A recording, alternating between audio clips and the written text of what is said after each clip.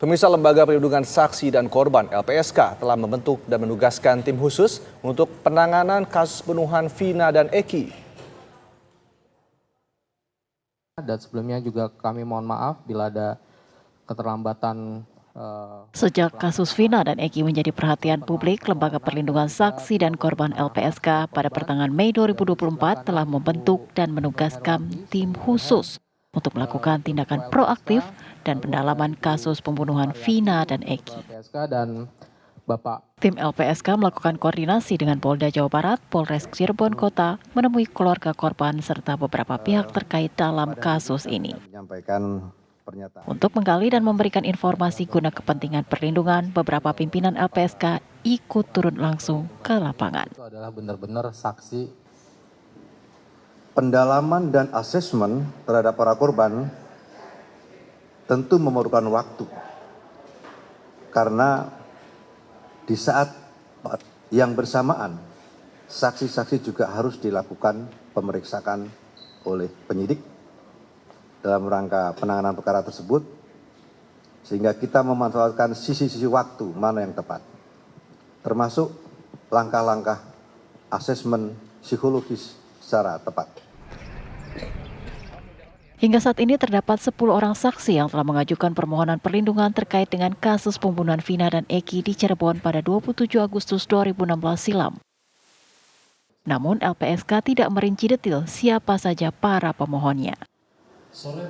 Terkait pengajuan tersebut, LPSK saat ini tengah mengkaji dan melakukan asesmen, termasuk untuk mengetahui bentuk perlindungan seperti apa yang bisa diberikan LPSK kepada para saksi.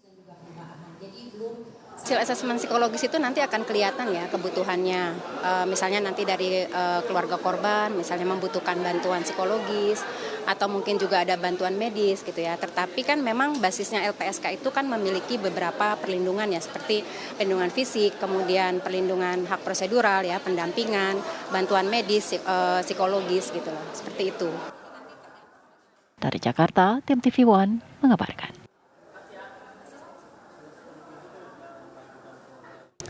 Dan pemirsa, untuk mengetahui sudah sejauh apa perkembangan dari 10 saksi dalam kasus kematian Vina dan Eki yang mengajukan pelindungan ke LPSK, kita sudah terhubung dengan Wakil Ketua LPSK, Sri Suparyati. Selamat petang, Ibu Sri Suparyati.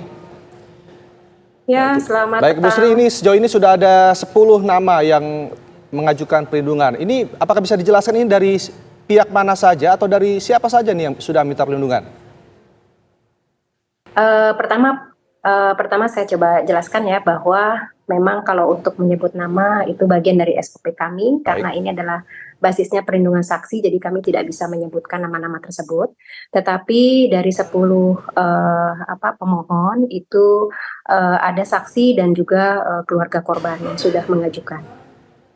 Ya, mereka ini apakah kalaupun tidak bisa diungkap identitasnya, apakah mereka yang sudah menjadi terpidana ada yang mengajukan ataupun mereka hanya yang menjadi saksi saja yang sejauh ini sudah dimintai keterangan oleh pihak berwajib yang mengajukan permohonan perlindungan?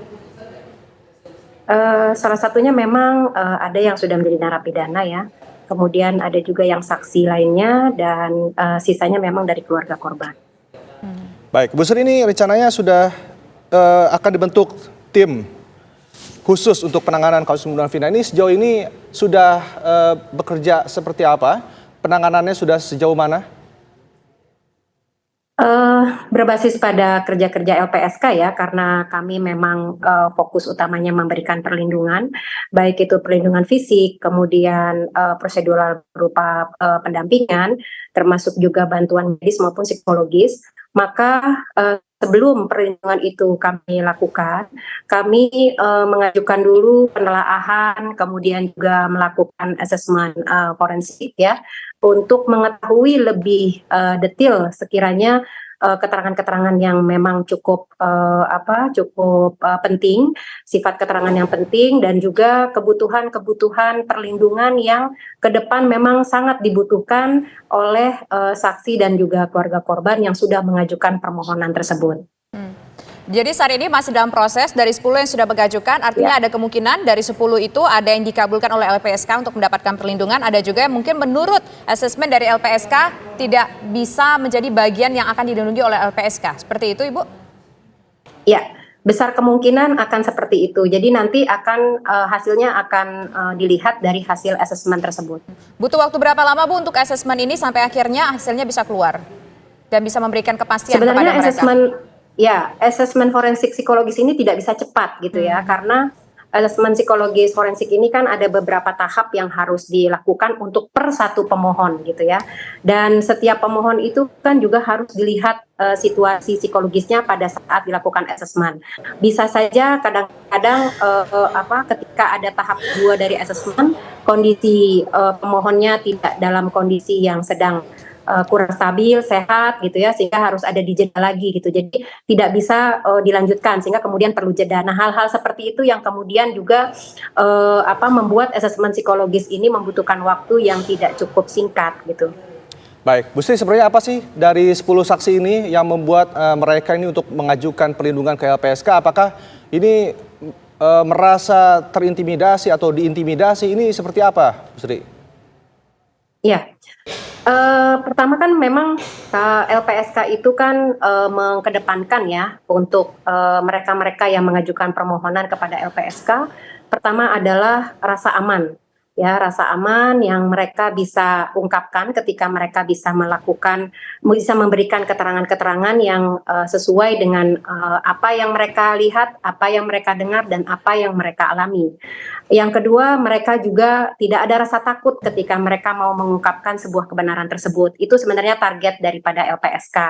Sampai dengan hari ini kami belum mencatat ya adanya ancaman atau rasa takut, tetapi memang dari keluarga korban ya, karena mereka juga sudah 8 tahun kasus ini berjalan dan kemudian terbuka lagi, sehingga tidak menutup kemungkinan dari keluarga korban itu muncul semacam sedikit rada keresahan, kemudian psikologisnya yang kadang-kadang membuat mereka juga menjadi tidak siap gitu loh, seperti itu.